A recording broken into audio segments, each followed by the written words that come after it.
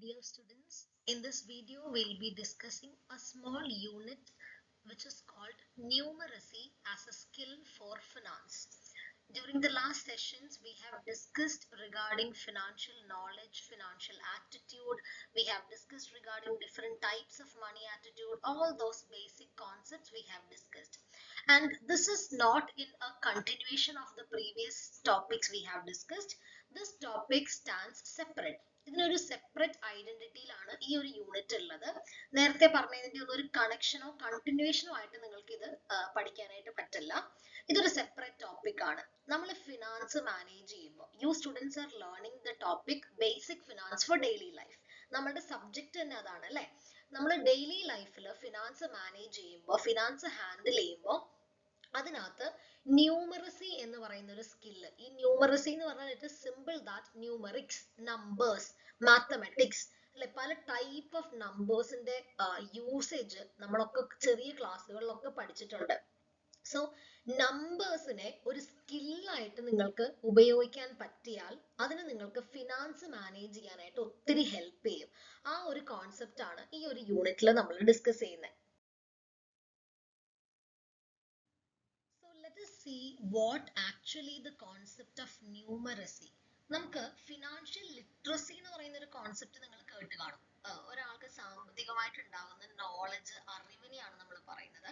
So ഈ financial knowledge ഉള്ള ആൾക്കാർക്കായിരിക്കും better ആയിട്ടുള്ള ഫിനാൻഷ്യൽ ഡിസിഷൻസ്, നല്ല സാമ്പത്തികമായിട്ടുള്ള തീരുമാനങ്ങൾ എടുക്കാനായിട്ട് പറ്റുള്ളൂ. പക്ഷേ ഇതിന് ഏറ്റവും അടിസ്ഥാനമായിട്ട് നമ്പേഴ്സിന്റെ ഒരു മിനിമം നോളജ് എങ്കിലും നമുക്ക് എല്ലാവർക്കും വേണം.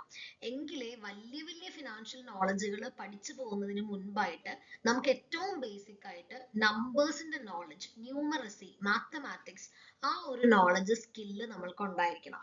ദെൻ ഇപ്പൊ നിങ്ങൾ ആലോചിക്കും ഈ കാലത്ത് അതിന്റെ ആവശ്യമുണ്ടോ? Because we have different mobile applications, we have calculators, we have even artificial intelligence for doing all these mathematical calculations. ശരിയാണ്, കാൽക്കുലേഷൻസ് ചിലപ്പോൾ നമ്മുടെ മനസ്സിൽ ചെയ്യേണ്ടി വരില്ല. പക്ഷെ at least you should have the ability to apply mathematics in your real life situation. നിങ്ങളുടെ മുൻപിൽ വരുന്ന ഒരു ഫിനാൻഷ്യൽ സിറ്റുവേഷനിൽ ഏത് മാത്തമാറ്റിക്കൽ നോളജ് ആണ് അപ്ലൈ ചെയ്യേണ്ടത് എന്ന് നിങ്ങൾക്ക് അറിയണം. എങ്കിൽ മാത്രമേ നിങ്ങൾക്ക് ഒരു കാൽക്കുലേറ്റർ ഉപയോഗിച്ച് അത് കാൽക്കുലേറ്റ് ചെയ്യാനോ അല്ലെങ്കിൽ ഒരു ആർട്ടിഫിഷ്യൽ ഇന്റലിജൻസ് ഉപയോഗിച്ച് അത് പ്രോപ്പർ ആയിട്ടുള്ള തീരുമാനങ്ങൾ എടുക്കാനോ സാധിക്കുകയുള്ളൂ. അപ്പൊ നിങ്ങളുടെ സിറ്റുവേഷൻസ്, നിങ്ങളുടെ ലിമിറ്റേഷൻസ് ഒക്കെ കൺസിഡർ ചെയ്ത് ഏറ്റവും ആപ്റ്റ് ആയിട്ടുള്ള ഒരു തീരുമാനം ഒരുപക്ഷെ ഒരു ചാറ്റ് ജിപിടിക്കോ ഒരു ജെമിനൈക്കോ ഒരു ക്ലൗഡിനോ ഒന്നും നിങ്ങൾക്ക് വേണ്ടി എടുത്തു തരാൻ സാധിക്കണം എന്നില്ല. അവിടെയാണ് the requirement of having the skill of numeracy.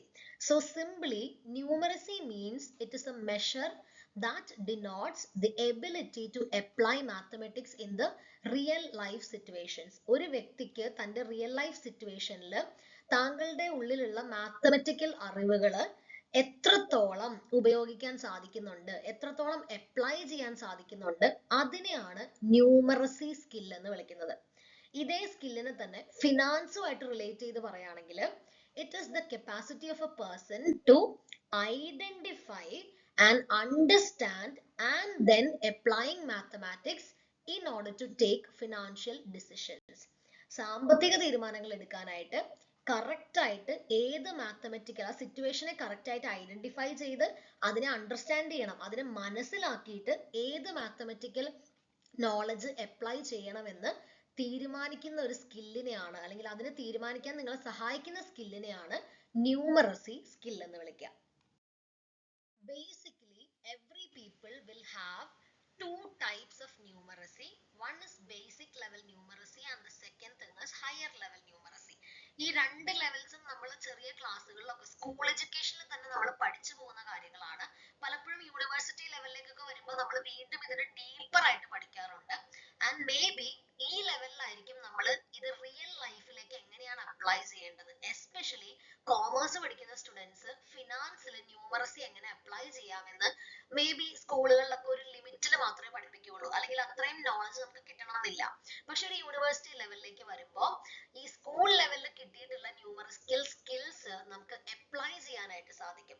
So അവിടെ നിങ്ങൾ ഒന്ന് ഡിഫറൻഷിയേറ്റ് ചെയ്യണം. നിങ്ങൾ ഇത്രയും നാളും പഠിച്ചിട്ടുള്ള ന്യൂമറിക്കൽ സ്കിൽസിനെ രണ്ട് ലെവൽസ് ആയിട്ട് നമുക്ക് കൺസിഡർ ചെയ്യാം. The first one, basic level numeracy.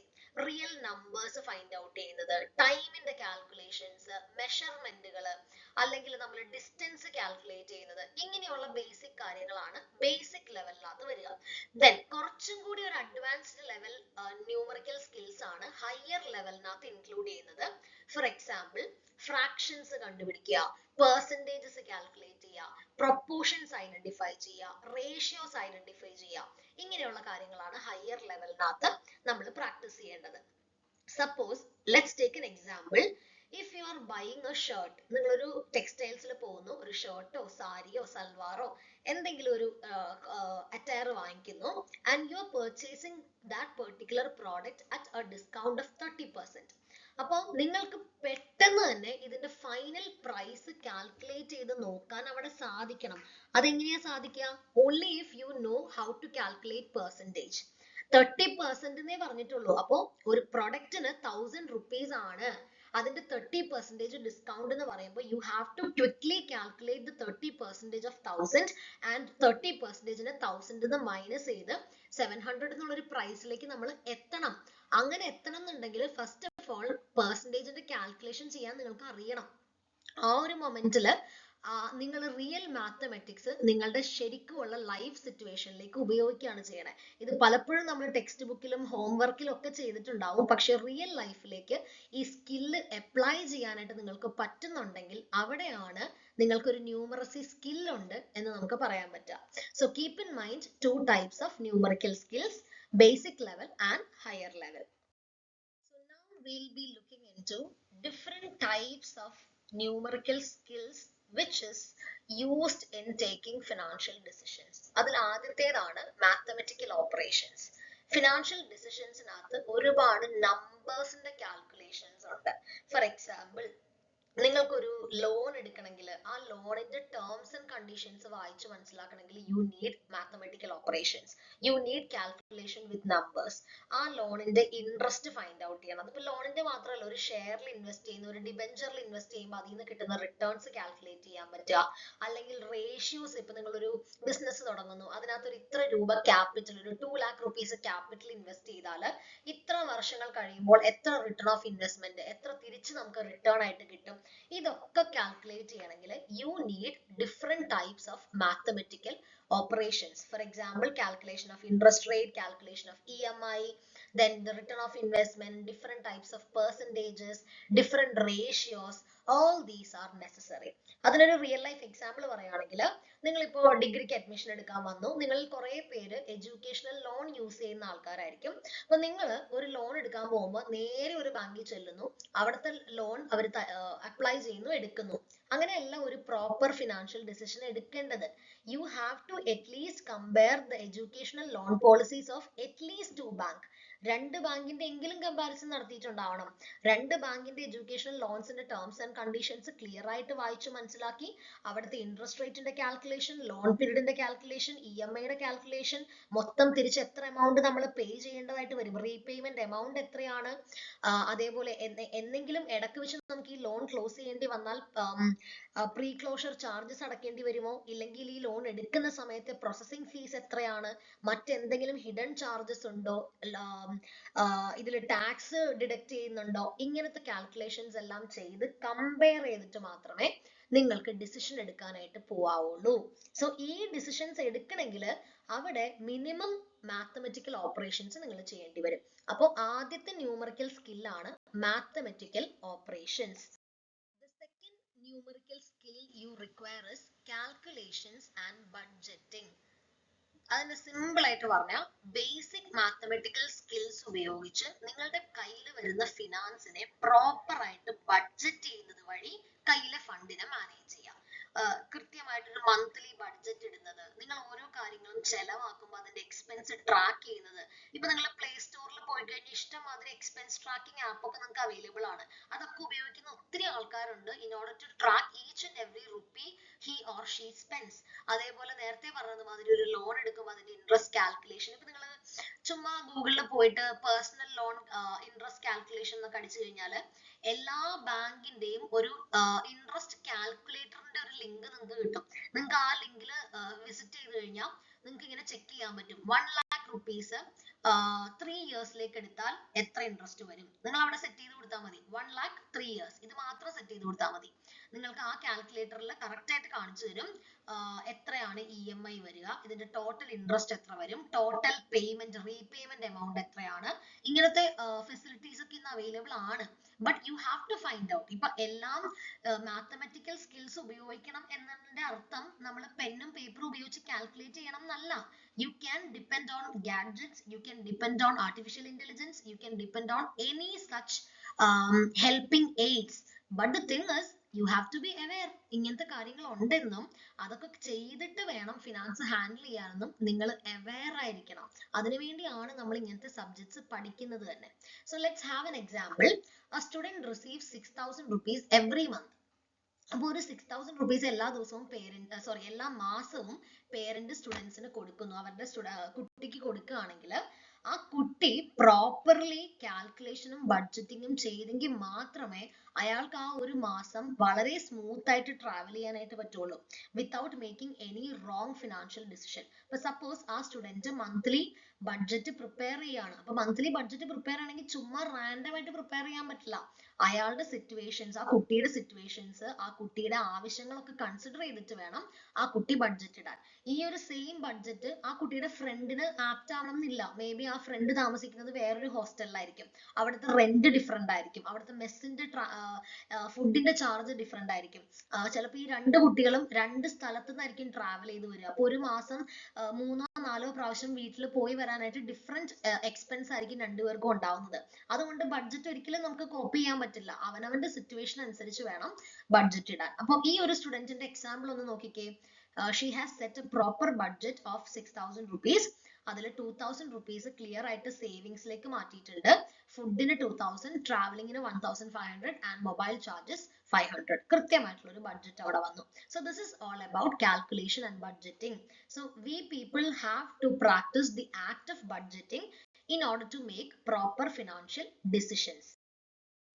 ഇതേപോലെ തന്നെ നമുക്ക് ആവശ്യമുള്ളൊരു ന്യൂമറിക്കൽ സ്കില്ലാണ് കമ്പാരിറ്റീവ് അനാലിസിസ്, താരതമ്യം ചെയ്യാൻ പറ്റുക. നേരത്തെ ഞാൻ എഡ്യൂക്കേഷണൽ ലോണിന്റെ കാര്യം പറഞ്ഞതുപോലെ ഒന്നിലധികം ഓപ്ഷൻസിനെ കമ്പയർ ചെയ്തിട്ട് മാത്രം തീരുമാനം എടുക്കുക. ഇതിനകത്ത് കൊടുത്തിരിക്കുന്ന ഒരു റിയൽ ലൈഫ് എക്സാമ്പിൾ നോക്കാം.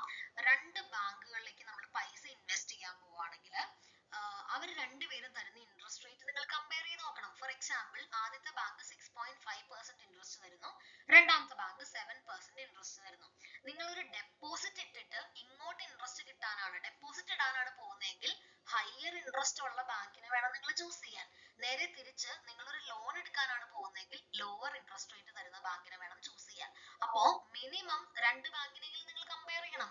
അതിൽ കൂടുതൽ കമ്പാരിസൺ പോസിബിൾ ആണെങ്കിൽ കമ്പയർ ചെയ്തിട്ട് മാത്രം ഏറ്റവും ആപ്റ്റ് ആയിട്ടുള്ള ഒരു ഓപ്ഷൻ ചൂസ് ചെയ്യാം.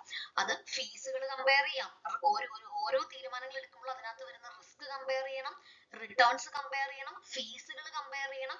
എല്ലാ ടേംസ് ആൻഡ് കണ്ടീഷൻസും കമ്പാരിസൺ ചെയ്യാനുള്ള ഒരു സ്കില്ല് നമുക്ക് ആവശ്യമുണ്ട്. അവിടെയും എന്ത് വേണം? നമ്പർ സ്കില്ല് വേണം. ന്യൂമറിക്സ് അറിഞ്ഞിരുന്നാൽ മാത്രമേ പ്രോപ്പർ ആയിട്ട് കമ്പാരിസൺ ചെയ്യാനായിട്ട് പറ്റുള്ളൂ. Next one is effective debt management. Debt means credit, കടം അല്ലേ? അപ്പോ എല്ലാ വ്യക്തികൾക്കും ഒന്നല്ലെങ്കിൽ മറ്റൊരു തരത്തിൽ ഡെറ്റ്സ് ഉണ്ടാവാം. ബട്ട് മാക്സിമം ഡെറ്റ്സ് ഒഴിവാക്കാനാണ് ആൾക്കാർ നോക്കേണ്ടത്. അപ്പൊ ഇവിടെയും ഓരോ ഡെറ്റുകളും ലോണുകളും ഒക്കെ എഫക്റ്റീവ് ആയിട്ട് മാനേജ് ചെയ്യണമെങ്കിൽ you people should have the skill of numeracy. For example, ഇതേപോലെ ഓരോ ഡെറ്റുകൾ അപ്രോച്ച് ചെയ്യുമ്പോഴും അതിന്റെ പലിശ നിരക്ക് എത്രയാണ്, മിനിമം പേയ്മെന്റുകൾ എത്ര ചെയ്യേണ്ടി വരും, ഇതിന്റെ ഭാവിയിലുള്ള റീപേയ്മെന്റുകൾ പ്ലാൻ ചെയ്യണം. ഇങ്ങനെയുള്ള കാര്യങ്ങളൊക്കെ കാൽക്കുലേറ്റ് ചെയ്ത് നോക്കിയാൽ മാത്രമേ നമുക്ക് മനസ്സിലാവുള്ളൂ. അവിടെയും കാൽക്കുലേഷൻസിന് നിങ്ങൾക്ക് ന്യൂമറിക്കൽ സ്കിൽസ് ആവശ്യമാണ്. Let's have an example. If you receive extra money, you can calculate whether paying part of your loan early will reduce the total interest. അതായത് നിങ്ങൾ ഇപ്പൊ നിലവിലൊരു ലോൺ അടച്ചുകൊണ്ടിരിക്കുന്ന ഒരു വ്യക്തിയാണെന്ന് വിചാരിക്കാം. നിങ്ങൾക്ക് ഒരു മാസം ഏതോ ഒരു മാസത്തില് കുറച്ചധികം പൈസ എവിടെന്നെങ്കിലും കിട്ടുന്നു. നിങ്ങൾക്ക് ഒരു ബോണസ് കിട്ടുന്നതാവാം, സാലറിന്ന് ഇൻസെന്റീവ് കിട്ടുന്നതായിരിക്കാം, അല്ലെങ്കിൽ ഒരു ലോട്ടറി അടിക്കുന്നതായിരിക്കാം. ഒരു എക്സ്ട്രാ പൈസ കിട്ടുമ്പോൾ നിങ്ങൾ അപ്പൊ ആലോചിക്കണം, എന്റെ കയ്യിലുള്ള ഡെറ്റ് ഞാൻ ഇപ്പൊ വീട്ടിൽ തീർക്കണോ, ഫുൾ ആയിട്ട് വീട്ടിൽ തീർക്കണോ, അല്ലെങ്കിൽ ഇപ്പൊ തീർക്കാതെ ഇത് നോർമലി അടച്ചു തീർക്കുന്നത് പോലെ പോകുന്നതാണോ നല്ലത്, അല്ലെങ്കിൽ ഇതിന്റെ ഒരു പാർട്ട് മാത്രം ഇപ്പൊ ക്ലോസ് ചെയ്ത് കഴിഞ്ഞാൽ എനിക്ക് കുറച്ച് ഇൻട്രസ്റ്റ് കുറഞ്ഞു കിട്ടോ, ഇങ്ങനെയുള്ള തീരുമാനങ്ങൾ ഡെറ്റുമായിട്ട് റിലേറ്റ് ചെയ്ത് എടുത്താൽ മാത്രമേ ഡെറ്റ്സിനെ നമുക്ക് പ്രോപ്പർ ആയിട്ട് മാനേജ് ചെയ്യാൻ പറ്റുള്ളൂ. കാരണം ഡെറ്റ് എന്ന് പറയുന്ന സാധനം വളരെ ഡേഞ്ചറസ് ആയിട്ടുള്ള ഒരു ഫിനാൻഷ്യൽ ആസ്പെക്ട് ആണ്. ഒരു വ്യക്തിയുടെ കംപ്ലീറ്റ് ഫിനാൻഷ്യൽ മാനേജ്മെന്റിനെ വെള്ളത്തിലാക്കാൻ പറ്റുന്ന ഒരു എലമെന്റ് ആണ് ഈ ഡെറ്റ് എന്ന് പറയുന്നത്. കടം വാങ്ങിക്കുന്ന സമയത്ത് നമുക്ക് ഭയങ്കര രസമായിട്ടായിരിക്കും തോന്നുക, പക്ഷെ അതിന്റെ റീപേയ്മെന്റും മാനേജ്മെന്റും ആണ് ഏറ്റവും ഡിഫിക്കൽട്ട് ആയിട്ട് വരുന്നത്. So for effectively managing debts a person should have minimum numerical skills. This is the last one in the list of numerical skills, that is financial planning. ഇപ്പൊ ന്യൂമറസി ഉണ്ടെങ്കിലാണ് ഒരു വ്യക്തിക്ക് ഏറ്റവും ബെറ്റർ ആയിട്ട് ഫിനാൻഷ്യൽ പ്ലാനിങ് ചെയ്യാൻ പറ്റുക. ഇപ്പൊ numerical skills അത്രയും ഇല്ലാത്ത ഒരാൾക്കും ഫിനാൻഷ്യൽ പ്ലാനിങ് ചെയ്യാം, പക്ഷെ കുറച്ചും കൂടി ബെറ്റർ ആയിട്ട് ചെയ്യാൻ പറ്റണമെങ്കിൽ ന്യൂമറിക്കൽ സ്കിൽസ് കൂടെ ആ വ്യക്തിക്ക് ഉണ്ടായിരിക്കണം. നേരത്തെ പറയുന്ന ആ ability to apply mathematics in real life, അതിനെയാണ് നമ്മൾ ന്യൂമറിക്കൽ സ്കിൽസ് എന്ന് വിളിക്കുക. അപ്പൊ അങ്ങനെയുള്ള ഒരു വ്യക്തിക്ക് ഫിനാൻഷ്യൽ പ്ലാനിങ് ചെയ്യുമ്പോൾ മെയിൻ ആയിട്ട് അയാൾ എൻജോയ് ചെയ്യുന്ന അഡ്വാൻറ്റേജസ് എന്ന് പറയുന്നത് അയാളുടെ റിട്ടയർമെന്റ്സ് പ്ലാൻ ചെയ്യാൻ പറ്റും. ലോങ് ടേമിലേക്ക് ഫിനാൻഷ്യൽ ഫോർകാസ്റ്റിംഗ് മീൻസ് നമ്മൾ മുൻകൂട്ടി കാണുകയാണ്. ഒരു അടുത്ത ദിവസം എന്ത് എക്സ്പെൻസ് വരും, അല്ലെങ്കിൽ അടുത്ത മാസം എന്ത് ചെലവ് വരുന്നതിനേക്കാൾ ഉപരി അടുത്തൊരു 2 വർഷം കഴിയുമ്പോൾ അല്ലെങ്കിൽ ഒരു 5 വർഷം കഴിയുമ്പോൾ എനിക്ക് എന്തൊക്കെ റിക്വയർമെന്റ്സ് വരാം, അല്ലെങ്കിൽ എന്തൊക്കെ കാര്യങ്ങൾക്ക് ഞാൻ ഇന്ന് സ്വരുക്കൂട്ടി വെക്കണം, ഇങ്ങനത്തെ ലോങ് ടേം ആയിട്ടുള്ള തീരുമാനങ്ങൾ എടുക്കാൻ പറ്റും. ഫ്യൂച്ചർ കോസ്റ്റ് നമുക്ക് ഇപ്പോഴേ എസ്റ്റിമേറ്റ് ചെയ്യാം. ഒരു കുട്ടി ഉണ്ടായി, ആ കുട്ടീനെ സ്കൂളിൽ ചേർക്കുന്ന സമയത്ത് അതിന് എത്രയും പൈസ ആവശ്യം വരും, അല്ലെങ്കിൽ നിങ്ങളുടെ പേരൻസ് ചിലപ്പോൾ നിങ്ങളുടെ ഹയർ എഡ്യൂക്കേഷന് വേണ്ടി പൈസ മാറ്റി വെച്ചിട്ടുണ്ടാവാം, കുട്ടികളുടെ മാരേജസിന് വേണ്ടി മാറ്റി വെച്ചിട്ടുണ്ടാവാം. കാരണം എന്താ, മുൻകൂട്ടി തന്നെ ഫ്യൂച്ചർ കോസ്റ്റിനെ അവിടെ എസ്റ്റിമേറ്റ് ചെയ്യാണ്. അതിനെയാണ് നമ്മൾ ഫിനാൻഷ്യൽ പ്ലാനിംഗ് എന്ന് പറയാം. അതുപോലെ തന്നെ ഇൻട്രസ്റ്റുകൾ കാൽക്കുലേറ്റ് ചെയ്ത് നോക്കുക. ആൻഡ് ഫൈനലി നിങ്ങൾക്ക് എല്ലാ കാര്യങ്ങൾക്കും ഈ പറയുന്നത് പോലെ, ഇതൊരു എക്സാമ്പിൾസ് മാത്രമാണ്, റിട്ടയർമെന്റും അല്ലെങ്കിൽ ഫ്യൂച്ചർ കോസ്റ്റ് എസ്റ്റിമേറ്റ് ചെയ്യുന്നത്, ഇൻട്രസ്റ്റ് കാൽക്കുലേറ്റ് ചെയ്യുന്നത്, ഇതൊക്കെ എക്സാമ്പിൾസ് ആണ്. ഇങ്ങനത്തെ മുൻകൂട്ടിയുള്ള കാര്യങ്ങൾ പ്ലാൻ ചെയ്യുമ്പോഴാണ് ഫിനാൻഷ്യലി ഒരു സെറ്റിൽഡ് അല്ലെങ്കിൽ ഒരു സെക്യൂർഡ് ആയിട്ടുള്ള സ്റ്റേജിലേക്ക് നമ്മൾക്ക് ജീവിച്ചെത്താനായിട്ട് പറ്റുള്ളൂ. Let's have another example. A student wants to buy a laptop worth 60,000 after 2 years. നിങ്ങൾ ഇമാജിൻ ചെയ്യാണ്, ഇപ്പൊ നിങ്ങൾ ഇപ്പൊ ഓർക്കുന്നു ഡിഗ്രിക്ക് പഠിക്കുമ്പോൾ എനിക്ക് ലാപ്ടോപ്പിന്റെ ആവശ്യമൊന്നുമില്ല, ഇല്ലാതെ എനിക്ക് അഡ്ജസ്റ്റ് ചെയ്ത് പോവാം. പക്ഷെ പി ജിയിലേക്ക്, ഞാൻ ഹയർ സ്റ്റഡീസിലേക്ക് പോകുമ്പോൾ എനിക്ക് ചിലപ്പോൾ ലാപ്ടോപ്പ് ആവശ്യമായിട്ട് വരും. അപ്പൊ ഞാൻ എന്ത് ചെയ്യാണ്, ഇപ്പോഴേ കാൽക്കുലേഷൻസ് ചെയ്ത് നോക്കണം, ഞാൻ ഓരോ മാസവും എത്ര രൂപ വെച്ച് സേവ് ചെയ്താൽ എനിക്ക് ആഫ്റ്റർ 2 ഇയേഴ്സ് 60,000ലേക്ക് എത്താനായിട്ട് സാധിക്കും. ഇതൊരു സിമ്പിൾ റാൻഡം എക്സാമ്പിൾ ആണ്. But the thing is, financial planning ആണ് അവിടെ റിഫ്ലക്ട് ചെയ്യുന്നത്. മുൻകൂട്ടി കാണുക, മുൻകൂട്ടി തന്നെ തീരുമാനങ്ങൾ എടുത്തു വെക്കുന്നതിനെയാണ് നമ്മൾ ഫിനാൻഷ്യൽ പ്ലാനിംഗ് എന്ന് പറയാം. അപ്പൊ ഇവിടെയും കാൽക്കുലേഷൻ ആവശ്യമാണ്. ഈ ഒരു എക്സാമ്പിൾ നോക്കിയാൽ നിങ്ങൾക്ക് മനസ്സിലാവും. 60,000 റുപ്പീസ് ആണ് ആവശ്യം, 2 ഇയേഴ്സ് ടൈം, 24 മന്ത്സ് നിങ്ങളുടെ കയ്യിലുണ്ട്. So you can divide and find out. അല്ലെങ്കിൽ ഫോർ എക്സാമ്പിൾ ആദ്യത്തെ ഒരു വർഷം നിങ്ങളൊരു പാർട്ട് ടൈം ജോലി ചെയ്യുന്നുണ്ട്, ഇപ്പൊ ഒരു പാർട്ട് ടൈം ജോലി ചെയ്തുകൊണ്ടിരിക്കുകയാണ്. ആദ്യത്തെ ഒരു വർഷം ഇപ്പൊ ഇത്ര കിട്ടുന്ന സാലറിയിൽ നിന്ന് നിങ്ങൾക്ക് ചിലപ്പോൾ ഒരു 2,000 റുപ്പീസ് വെച്ചേ മാറ്റി വെക്കാൻ പറ്റുള്ളൂ. പക്ഷെ you are planning to get a better part time job for the next year. അങ്ങനെയാണെങ്കിൽ മേ ബി നിങ്ങളുടെ ഇൻകം ഡിഫറെന്റ് ആയേക്കാം. സോ ഇതും കൂടെ വെച്ചിട്ട് നിങ്ങൾക്ക് വേണമെങ്കിൽ കാൽക്കുലേറ്റ് ചെയ്യാം. ആദ്യത്തെ ഒരു വർഷം എല്ലാ മാസവും ഇത്ര രൂപ വെച്ച് മാറ്റി വെക്കാം, അടുത്ത വർഷം കുറച്ചും കൂടി എമൗണ്ട് കൂട്ടി സേവിങ്സിലേക്ക് ഇട്ടിട്ട് ആഫ്റ്റർ 2 ഇയേഴ്സ് 60,000ലേക്ക് എത്താം. Then I can buy a laptop without depending anybody else.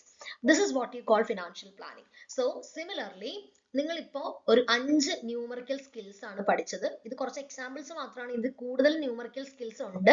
പക്ഷെ ബേസിക് ആയിട്ട് ഒരു ഫിനാൻഷ്യൽ സ്കിൽ അല്ലെങ്കിൽ ഒരു ബേസിക് ഫിനാൻഷ്യൽ നോളജ് ഉള്ള വ്യക്തികൾ പ്രാക്ടീസ് ചെയ്യേണ്ട 5 ന്യൂമറിക്കൽ സ്കിൽസ് ആണ്. ഒന്ന് mathematical operation, second one calculation and budgeting, third one comparative analysis, fourth one is effective debt management, and finally the fifth one is financial planning. നമ്മൾ ഇത്രയും നേരം discuss ചെയ്ത കാര്യങ്ങൾ ജസ്റ്റ് ഒന്ന് സമ്മപ്പ് ചെയ്ത് നോക്കാം. We have learned different numerical mathematical operations such as addition, subtraction, multiplication, division, percentage, ratio, then time value of money. Time value of money ഒക്കെ നിങ്ങൾ നേരത്തെ പഠിച്ചിട്ടുണ്ടോ എന്ന് എനിക്കറിയില്ല. Then basic statistical concepts. ഇങ്ങനത്തെ സാധനങ്ങളൊക്കെ നമ്മൾ പലപ്പോഴായിട്ടും പഠിക്കുന്ന കാര്യങ്ങളാണല്ലേ, നമ്മുടെ എഡ്യൂക്കേഷന്റെ ഭാഗമായിട്ട് നമുക്ക് കിട്ടുന്ന പഠിക്കുന്ന മാത്തമെറ്റിക്കൽ ഓപ്പറേഷൻസ് ആണ്. ഈ സാധനങ്ങൾ നമ്മൾ ഫിനാൻസിൽ എവിടേക്കാണ് അപ്ലൈ ചെയ്യുന്നതെന്നാണ് ഒരു സമ്മറി പോലെ ഈ സ്ക്രീനിൽ നിങ്ങൾക്ക് കാണുന്നത്. So for example edition subtraction ഒക്കെ ആണെങ്കിൽ ബഡ്ജറ്റിങ്ങും എക്സ്പെൻസ് ട്രാക്ക് ചെയ്യുക, ഇൻകംസ്, എക്സ്പെൻസുകൾ, സേവിങ്സ്, ഇവിടെയൊക്കെ നിങ്ങൾക്ക് സിമ്പിൾ ആയിട്ടുള്ള അഡിഷനും സബ്സ്ട്രാക്ഷനും മതി. അതേപോലെ ഒരു കറൻസി കൺവേർട്ട് ചെയ്യാനോ അല്ലെങ്കിൽ ഓരോ പെർ യൂണിറ്റിന്റെ കോസ്റ്റ്, ഇപ്പൊ ഒരു 10 യൂണിറ്റ് പർച്ചേസ് ചെയ്യുമ്പോൾ ഇത്ര രൂപ, അതിനകത്ത് ഒരു യൂണിറ്റിന്റെ വില എത്രയാണ്, ഇതൊക്കെ കണ്ടുപിടിക്കണമെങ്കിൽ, അതേപോലെ ഇൻട്രസ്റ്റ് കാൽക്കുലേറ്റ് ചെയ്യണമെങ്കിലൊക്കെ സിമ്പിൾ ആയിട്ടുള്ള മൾട്ടിപ്ലിക്കേഷനും ഡിവിഷനും നമുക്ക് മതിയാവും. അതേസമയം ഇൻട്രസ്റ്റിന്റെ റേറ്റ് കണ്ടുപിടിക്കണം, ഇൻഫ്ലേഷൻ റേറ്റ്, ഡിസ്കൗണ്ടിന്റെ റേറ്റ്, അതായത് നേരത്തെ പറഞ്ഞ പോലെ ഒരു ഷർട്ട് വാങ്ങിക്കുമ്പോൾ 30% ഡിസ്കൗണ്ട്, അങ്ങനെ വരുമ്പോൾ പെർസെന്റേജിന്റെ ഓപ്പറേഷൻ ആണ് നിങ്ങൾക്ക് ചെയ്യേണ്ടി വരിക. അതേപോലെ തന്നെ ഡെറ്റ് ടു ഇൻകം റേഷ്യോ, നമ്മൾക്ക് ഇത്ര രൂപ മാസം 30,000 ഇൻകം ഉണ്ട്, അപ്പൊ അതിന് പ്രപ്പോർഷനേറ്റ് ആയിട്ടുള്ള കടമേ നിങ്ങൾ വാങ്ങാവുള്ളൂ. അതിപ്പോ മറ്റുള്ളവരോട് കടം വാങ്ങിക്കുന്നത് മാത്രമല്ല, ഇപ്പൊ ഒരു ലോൺ എടുക്കുന്നതോ അല്ലെങ്കിൽ ഒരു ക്രെഡിറ്റ് കാർഡ് യൂസ് ചെയ്യുമ്പോഴൊക്കെ നമുക്ക് തിരിച്ചടക്കാൻ പറ്റണമെങ്കിൽ നമ്മുടെ വരുമാനത്തിന്റെ ഉള്ളിൽ നിൽക്കണം ആ തിരിച്ചുള്ള repayment.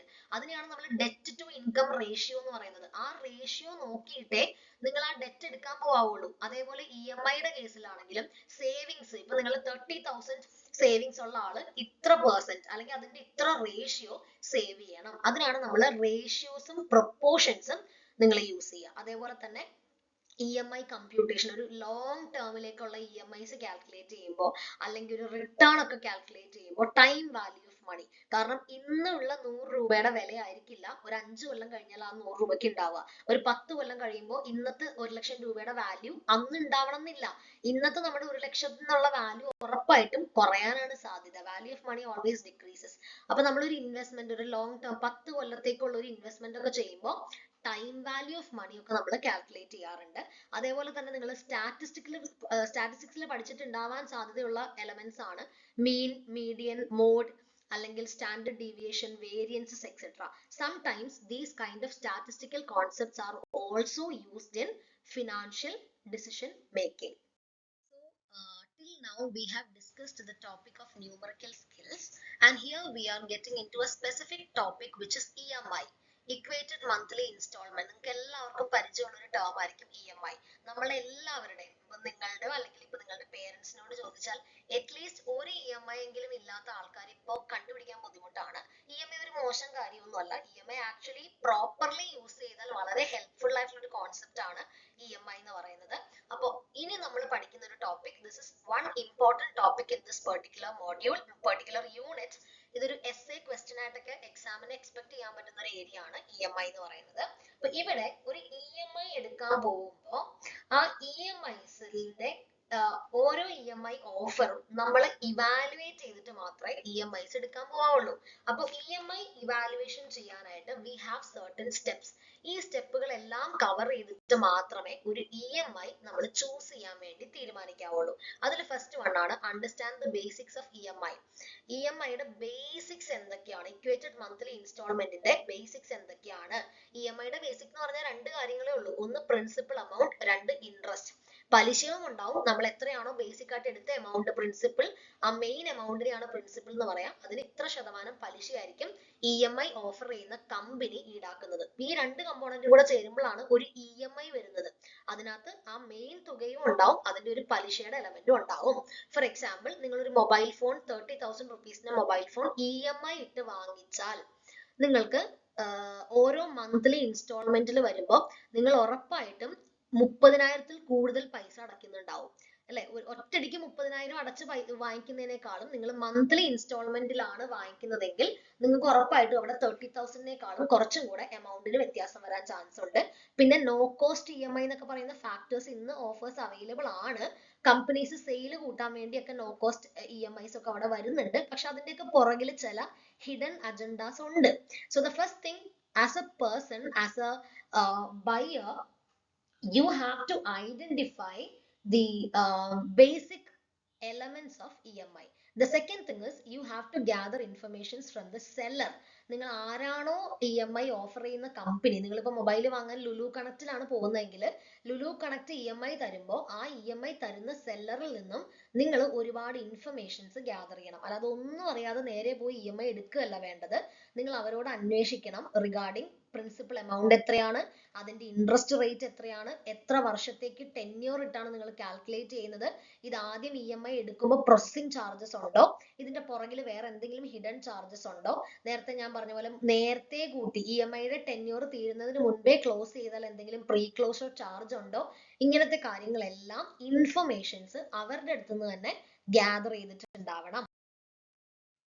Third step after gathering information is calculating EMI for different options. അതായത് നിങ്ങൾ ഒരു സാധനം പർച്ചേസ് ചെയ്യാൻ EMIക്ക് പർച്ചേസ് ചെയ്യാൻ പോകുമ്പോൾ അതിപ്പോ സാധനം വാങ്ങിക്കാൻ മാത്രമല്ല, ഒരു ലോൺ എടുക്കാനാണെങ്കിൽ അവിടെ EMI നമ്മൾ അടയ്ക്കണമല്ലോ. സോ നിങ്ങൾ ഒരേ സമയം ഒന്നിലധികം ഓപ്ഷൻസ് കാൽക്കുലേറ്റ് ചെയ്ത് നോക്കണം. ഫോർ എക്സാമ്പിൾ നേരത്തെ പറഞ്ഞതുപോലെ if you are planning to buy a mobile phone you can get EMI through your credit card. നിങ്ങളുടെ കയ്യിൽ ഇപ്പോൾ ഫെഡറൽ ബാങ്കിന്റെ ക്രെഡിറ്റ് കാർഡ് ഉണ്ടെങ്കിൽ അതുവഴി നമുക്ക് EMI ആക്കാം. ലുലു കണക്റ്റിന്റെ സ്റ്റോറിൽ നിന്ന് ഡയറക്ട്ലി നിങ്ങൾക്ക് EMIs കിട്ടാറുണ്ട്.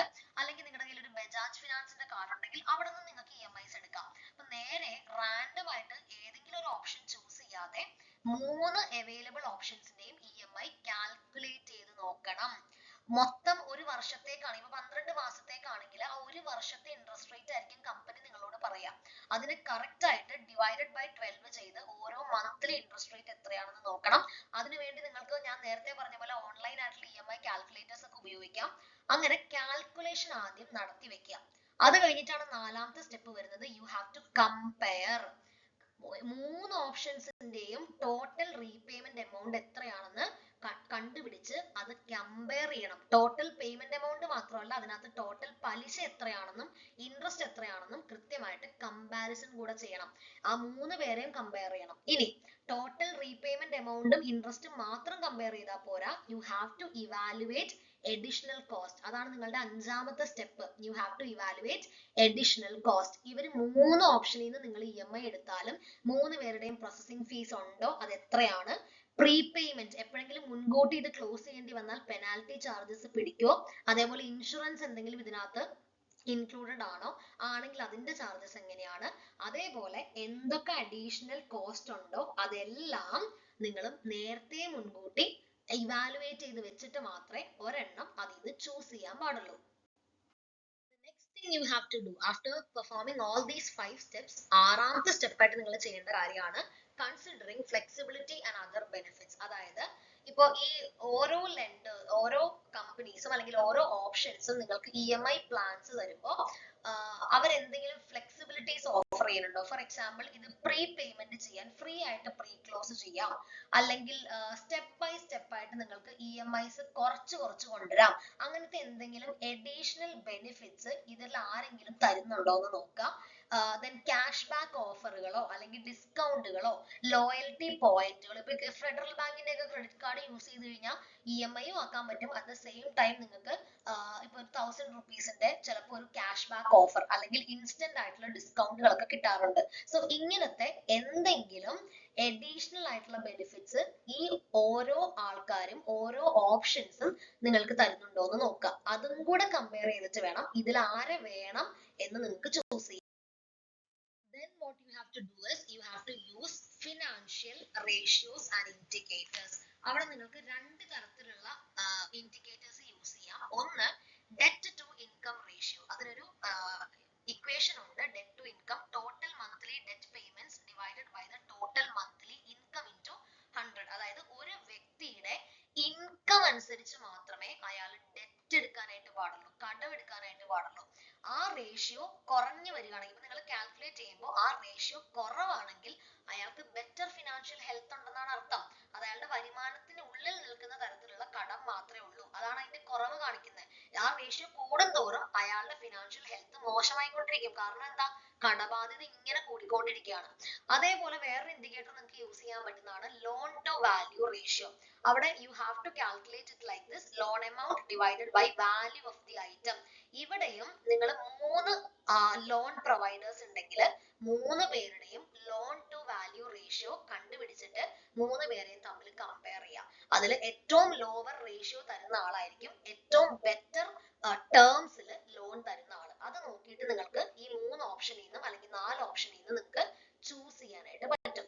സോ ഈ 2 ഇൻഡിക്കേറ്റേഴ്സും കോമൺ ആയിട്ട് നിങ്ങൾക്ക് ഒരു EMI എടുക്കുന്ന സമയത്ത് യൂസ് ചെയ്യാൻ പറ്റുന്ന റേഷ്യോസ് ആണ് debt to income ratio and loan to value ratio. dear students, these are the basic steps you have to perform before choosing an EMI offer. എന്നിട്ട് ഫൈനലി മാത്രമേ നിങ്ങൾ എന്ത് ചെയ്യാവുള്ളൂ? You have to take the informed decision. So ഒന്ന് sum up ചെയ്ത് പറയുകയാണെങ്കിൽ EMI compare ചെയ്യണം.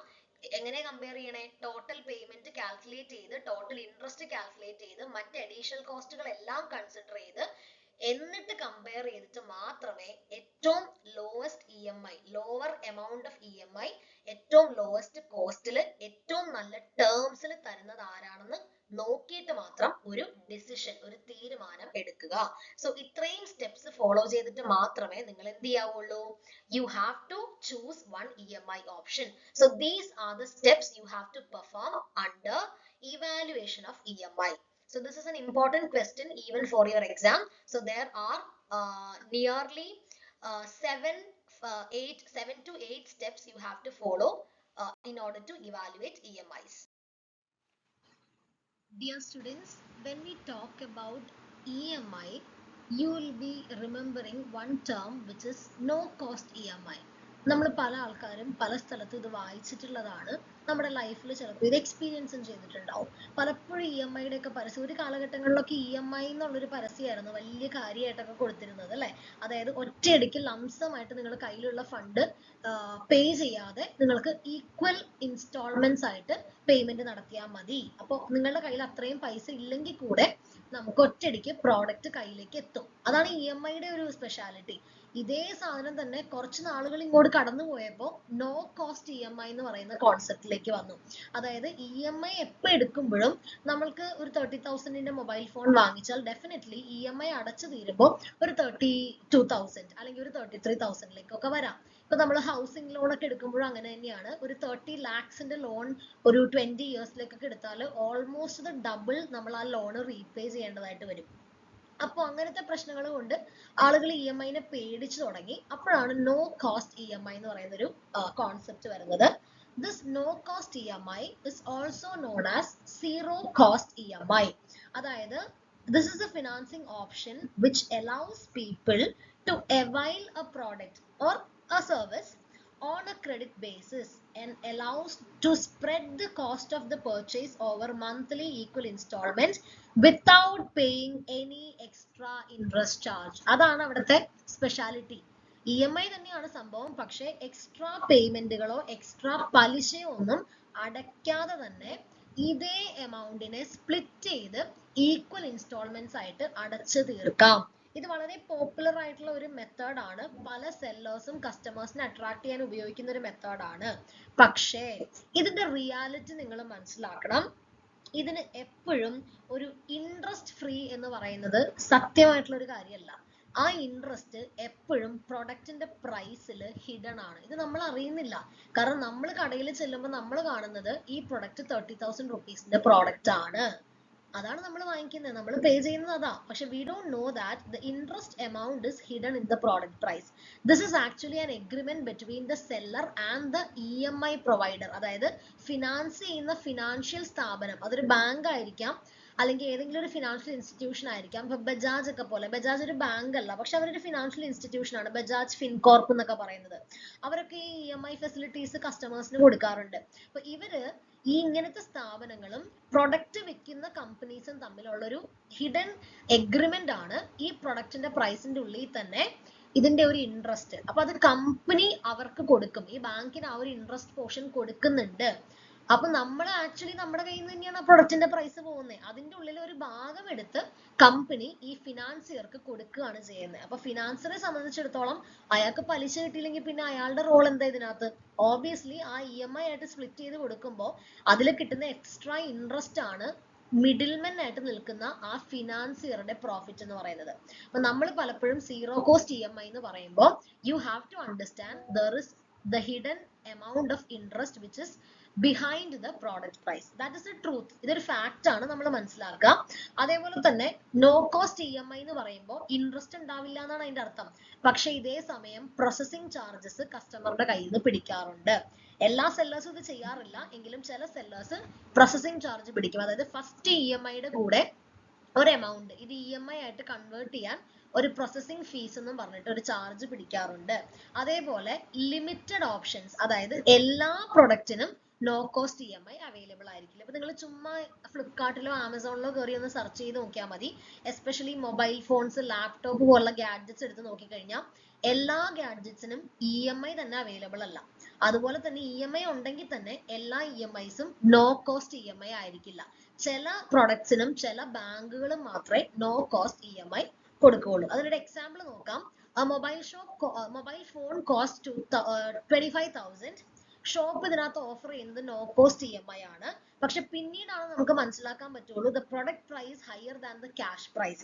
നമ്മൾ ഡയറക്ട്ലി ക്യാഷ് പ്രൈസ് കൊടുക്കുന്നതിനേക്കാളും ക്യാഷ് പേയ്മെന്റ് ചെയ്യുന്നതിനേക്കാളും ഹയർ ആയിട്ടുള്ള പ്രൈസ് ആയിരിക്കും ഈ നോ കോസ്റ്റ് EMI എന്ന് പറഞ്ഞ് നമ്മുടെ കയ്യിൽ നിന്ന് വാങ്ങണേ. കാരണം അതിന് അവർ ഒരുപക്ഷെ പ്രോസസ്സിംഗ് ഫീസ് എന്ന് പറയുന്ന പേരിലായിരിക്കും ആ എക്സ്ട്രാ എമൗണ്ട് ഈടാക്കിയിട്ടുള്ളത്. അപ്പൊ നമ്മൾ കസ്റ്റമേഴ്സ് എന്ത് വിചാരിക്കും, തുടക്കത്തിൽ ഒരു പ്രോസസ്സിംഗ് ചാർജ് മാത്രം കൊടുത്താൽ മതിയല്ലോ, വേറെ എക്സ്ട്രാ പലിശയൊന്നും കൊടുക്കണ്ടല്ലോ, ഇങ്ങനെയായിരിക്കും നമ്മൾ ചിന്തിക്കുക. പക്ഷെ അതിന്റെ മെയിൻ ഹിഡൻ അജണ്ട എന്ന് പറയുന്നത് അത് ഈ EMI ആക്കുന്നതിന്റെ എക്സ്ട്രാ എമൗണ്ട് തന്നെയാണ് നമ്മൾ അതിനകത്ത് ഹിഡൻ ആയിട്ട് പേ ചെയ്തുകൊണ്ടിരിക്കുന്നത്. സോ അവിടെയും നമ്മൾ എപ്പോഴും ടോട്ടൽ കോസ്റ്റ് കമ്പയർ ചെയ്തിട്ട് മാത്രമേ നോ കോസ്റ്റ് EMI ആണെങ്കിൽ കൂടിയും EMI ഓപ്റ്റ് ചെയ്യുന്നതിന് മുൻപ് you have to compare with multiple options. So dear students, in this unit we have learned 3 different topics. One is numerical skills. Different numerical skills ഏതൊക്കെയാണെന്ന് നമ്മൾ പഠിച്ചു. എന്താണ് numerical skills എന്ന് നമ്മൾ ഇൻട്രൊഡ്യൂസ് ചെയ്തു. And secondly we have discussed while going for an EMI option നിങ്ങൾ ആ EMI നെ എങ്ങനെയാണ് ഇവാലുവേറ്റ് ചെയ്യുന്നത്. ഒരു 7 steps ഇവാലുവേഷൻ ചെയ്തിട്ട് മാത്രമേ you have to go behind an EMI. And finally what do you mean by no cost EMI. ഈ 3 topics ആണ് നമ്മൾ ഈ ഒരു വീഡിയോ ലെക്ചറിൽ ഡിസ്കസ് ചെയ്തിട്ടുള്ളത്. So thank you for listening.